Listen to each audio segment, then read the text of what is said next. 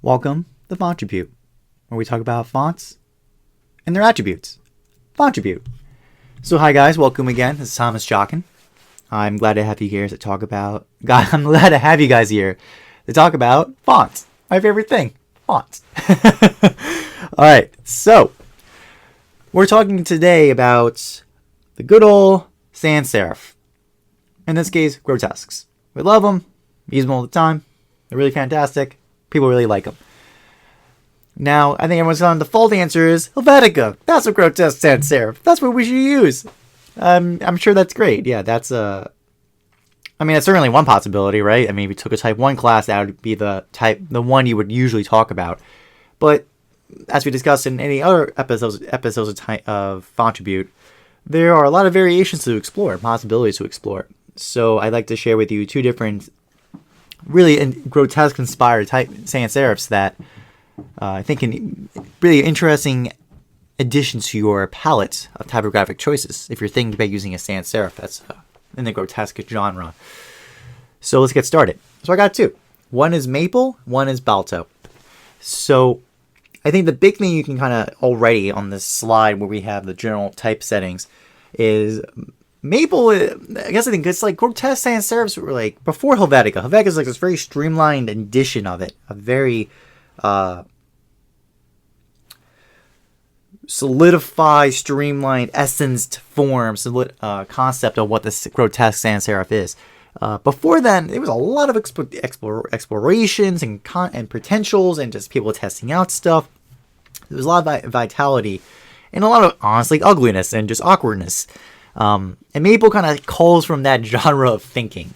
We'll go into details later, but you can just look at it on a general kind of texture level already that Maple is a much more playful, fun voice and tone about this grotesque model, while Balto is this very, very streamlined way of approaching a grotesque in a different way. I think it's, we'll explain later in the episode, but I just know from my knowledge of Helvetica that Balto it has many things about it that make it distinct from Helvetica. I want to talk about that later. But so let's get started from this point. So I think the first thing we can start with the lowercase n. So one is, Maple is basically, I like putting these two together because Maple is like this exaggerated cartoon of this concept. Notice how deep that arching is. From where the serif, well, not the serif really, excuse me, not even the serif, the stroke kind of arches down and where the joint comes over to the shoulder. It's so deep, it's so aggressive in how it does it that it's like abstracted in a way. It's so cartoonish in how it renders its forms. While in Balto, things are more streamlined. Basically notice where the joints happen much higher up in the stroke stem than in Maple between the two of them. And that kind of leads to a different tone and voice because of that between the two.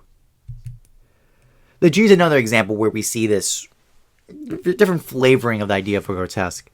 Maple, one is that ear, this kind of flick over to the side.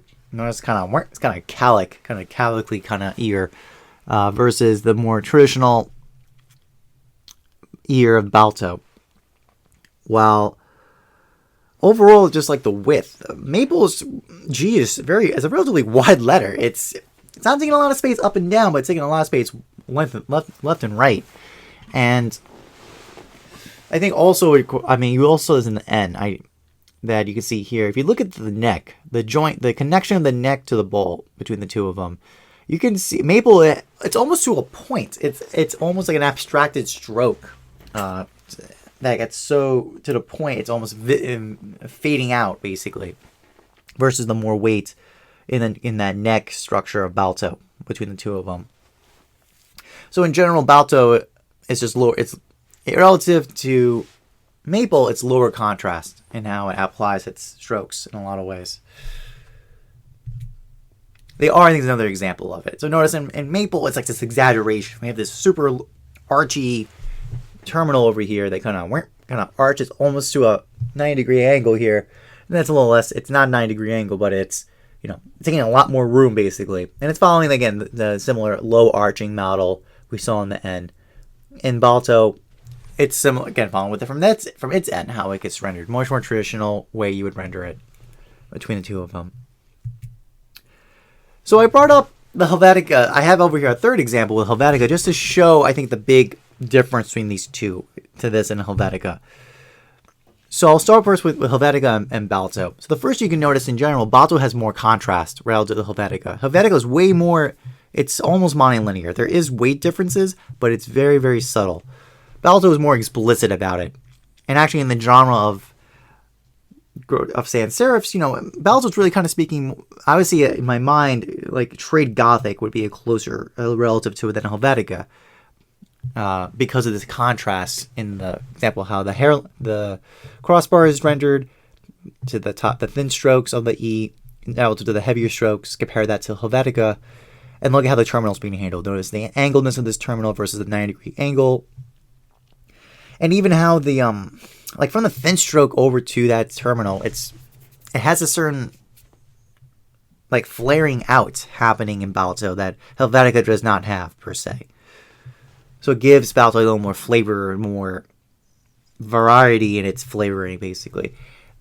Maple is like the extreme example of that. I mean, contrast that to Helvetica, we can see like it's completely different models of thinking. Notice the dramatic, the specific radical contrast difference in the crossbar of Maple's E versus Helvetica's E. Relative, and then also the top and bottom strokes, right? How they relate to the E Helvetica.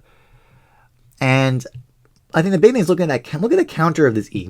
See how it moves and kind of literally it's like pushing out to the right, and then it has to arch right. It has to come right back in really quickly to create this stroke over here, this terminal over here, and it mirrors it on the outer area of the stroke as well.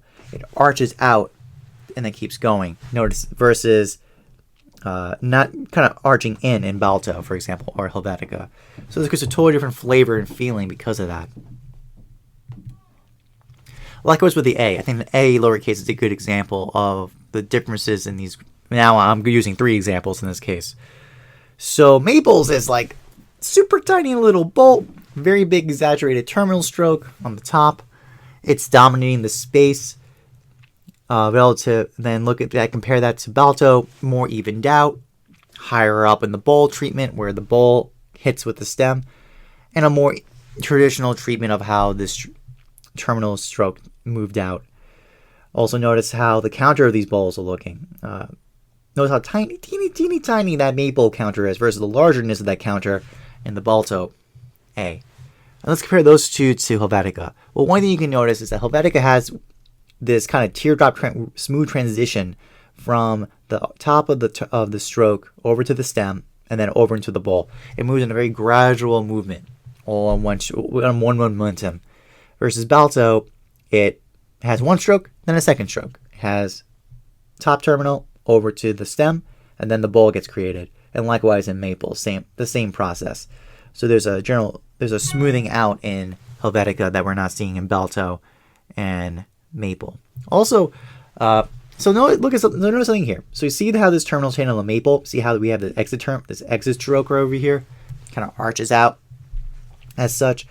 Balto does not have any of that. And then Helvetica always had this very particular semi-serif stroke to it in this bottom. It's a very interesting idiosyncrasy of Helvetica that probably speaks to, again, the sourcing where Maple was an extreme exaggeration of it. This exit stroke treatment, like there was this feeling they needed an exit stroke to create the right word cohesion and moment and flow in the text compositions of Helvetica. So it's an interesting thing to notice between the 3 of them. And to talk about the close of this review of the individual letters, let's look at the S. Another great example. So one is the nature of contrast. Maple is the most extreme. Look at the thickness of that stem versus the terminals and the terminal strokes, top and bottom. Much more dramatic in Maple than in Balto and Helvetica especially. Notice again, Helvetica is more even streamed on how the strokes are handled. There are differences between the strokes, but very, very subtle. Balto and Maple more exaggerated in the differences. So these are higher contrast relative to Helvetica. Also notice that in Baltos that there's more arching in. Basically, within that in Maple. Maple kind of has to, because of all the weight and where to go, it has to be more and more vertical in how the terminals are handled in the S.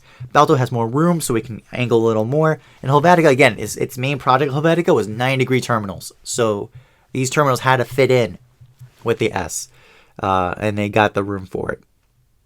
So notice. So you can also tell that because look at the counters. Look at these counter spaces, how that's made. Notice how defined and that counter is in the Helvetica on the top arch, versus, and like enclosing that is, versus the opening a little more opened up in Balto and the most open in Maple.